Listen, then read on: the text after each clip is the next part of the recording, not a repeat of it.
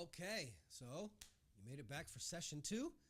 That's fantastic. Let's take a look at what else God's got in store for us when we're looking at the Song of Solomon. That's what this is. We are in this study of the Song of Solomon and what marriage should look like, what dating should look like, what courting or this developmental relationship that turns into marriage. What should this look like? How should it be? How should we interact with one another so that we have a healthy and growing relationship? Let's take a look. Okay, we just finished verses 1 through 4. Let's move right on into 5.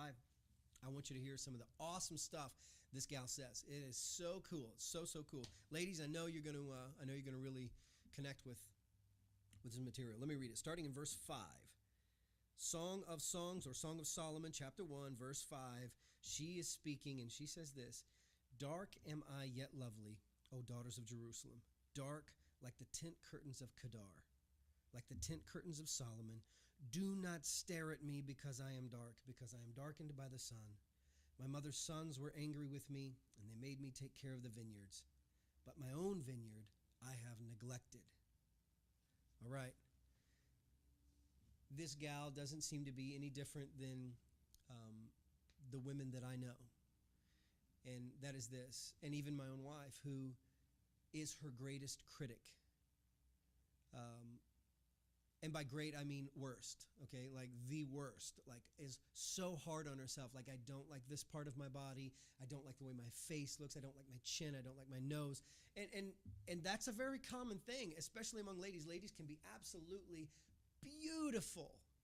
And then still, on some level, they just see themselves as ugly or scarred or messed up or defective or lacking something. How many times have you seen a Hollywood actress who is just beautiful? You've seen her in other films, and then she went and she got some surgery done, and then she came, and you're thinking, what could she have possibly been trying to fix? I didn't notice anything was wrong with her in the beginning. Or an actor who he looks fine, he looks great, he's been perfect for all these roles and then others, but there's something about him he does not like. This gal is no different than us. Okay, she says, "I am dark. I've been out in the sun. I've been beat up. I look like the tents of Kedar." Now, to you and I, that doesn't mean a whole lot.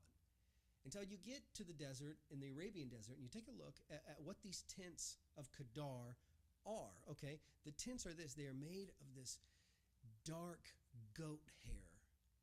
And so in this natural landscape, where it's just all these tans and browns and light blues and just this very kind of light-colored scenery, there is this great big black tent, okay, right in the middle of the desert. And they're just kind of all the way, just kind of scattered out, these nomads who live in these tents. And so these tents, these hides, these goat hides, they are constantly being beaten down by the sun. They're constantly getting brittle. They're fading. Some of them are just dark and kind of crispy looking. And this gal is saying, listen, I've been out in the fields. I've been out tending sheep. I've been picking grapes in the vineyard. I've been working like a man. My fingernails are horrible. I'm not wearing any makeup. My hair isn't done. My skin is just dark. I'm so embarrassed. Do not look at me, she says. There's a cool literary device that she uses, and it's this: "Do not stare at me because the sun has been staring at me." And that's just kind of a nice little poetic way of her saying, look, I look like a man. I look like a leatherback sea turtle. I'm just, my skin is just like animal hide, you know? And she sees these things about her that are just not beautiful. Do not stare at me. She also says this: "My mother's sons were angry with me." Her brothers were angry with her and made her work in the fields. Now, I don't know that they were angry, but there is something in there that tells us a little bit about where she's coming from. And that's this: typically, a gal would not have to go work in the fields unless there was not a father present. So if she's working in the fields, that must mean that there's not a father present who can take care of the women. Maybe the brothers go out, the brothers go and work, but she would only have to go earn a wage if there was really not a father around. This is just a possibility. Maybe there's other siblings, some younger than her, who live there. Maybe her mother and her grandmother are still living, and they're trying to find a way to care for them the same. This gal is a hardworking, self-sacrificing gal, and it's coming at the cost of what? It's coming at the cost of her beauty. And for women, you know good and well, if there's something that costs you that, boy, you must really care about it. Childbirth, for instance. A lot of women give up that wonderful body that they've always wanted to have babies and never regret it. That's a cool thing. There are surgeries that take place that women undergo because they want to save their life instead of risk it. They could risk it all and keep the beauty, but they get rid of it because, oh my gosh, it's more important to live. And there's this self-sacrificing element in her, even though she's self-conscious, self-sacrificing to take care of whatever is going on around her. Really neat characteristic. Ladies, can I tell you something? Beauty is not the end-all, be-all. Your man does not stick around because you are just smoking hot. And if he does, he's garbage, okay? Listen, beauty is a wonderful thing. God created it for a reason, for us to appreciate, for us to love it. But if that is the only reason your relationship sticks together, that is absolute garbage. Hear me say it. It's garbage, okay? So this is what this gal says. Let me read it to you. Do not stare at me because I am dark. I am darkened by the sun. My mother's sons were angry with me, made me take care of the vineyard. But my own vineyard I have neglected. She says this. I have been working in the vineyard, but my own vineyard, my body, my face, my hair, I have neglected. Okay, can I take you to the application part of this, okay? Gals, your vulnerability is his opportunity, okay? Your vulnerability. Listen, let me tell you, I've sat down in marriage counseling situations where a gal has just been irate that the man did not notice that she was self-conscious. She was irate because this man would not compliment her and tell her that she was beautiful. Well, let me tell you something, gals. Here's what I know about men. We are at times horribly unobservant, okay? We are just not observant at all of much, okay? There are times that things just fly right by us. We didn't notice the haircut. We didn't notice the new color. We didn't notice, the new outfit or the new blouse or that you lost 5. We just don't notice some things sometimes.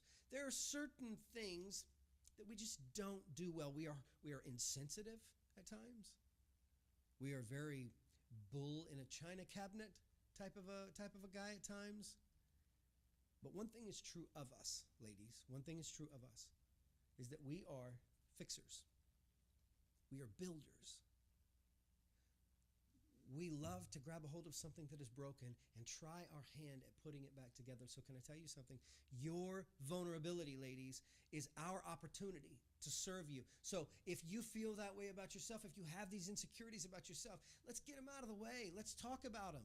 If you have some baggage that's from way back in your history, and you get a chance to share that with him and you trust him, give him the opportunity to build you back up. Listen, ladies, we do a lot of bad things. We do a lot of broken things. There's a lot of things we don't get about marriage and we don't understand about relationships. But one thing is true of us. God made us fixers. And if you give us a half a chance to put you back together, to compliment you, to tell you some things that maybe other people have told you that are not true, and give us a chance at rewiring who you are, I think you'll be absolutely amazed at what God can do in your life through us. So your vulnerability is our opportunity. So men, for us, here's what it means. We do have to listen. We do have to keep our ear attuned to what's going on. And when they say, can I talk to you about this thing? I really feel like I'm this and this and this. Men, that is your opportunity. Run to the garage, grab the tool belt, grab the toolbox, drag that stuff in, and go to work on that gal. Let her know how much she means to you. Let her know how beautiful she is. Let her know that she is the most perfect thing in the entire world.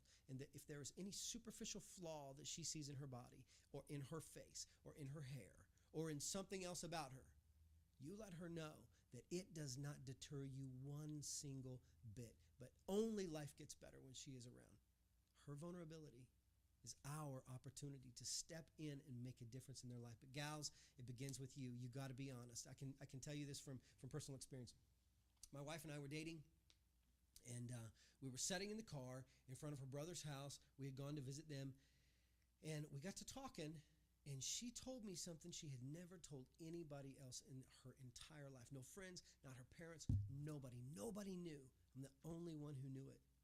And it was so cool because as she began to be vulnerable with me and tell me these things about her, I was able to share with her things I had not shared with other people. And quickly, we began to just mesh together this relationship of trust and knowing that we have common ground, and we had no idea that we had it. So as vulnerability became a very common thing in our relationship, so did the opportunity for us to build each other up. And I can tell you, after almost 13 years of marriage, I thoroughly enjoy that gal, and she is a wonderful wife, my wife Katie. She's a wonderful, wonderful woman.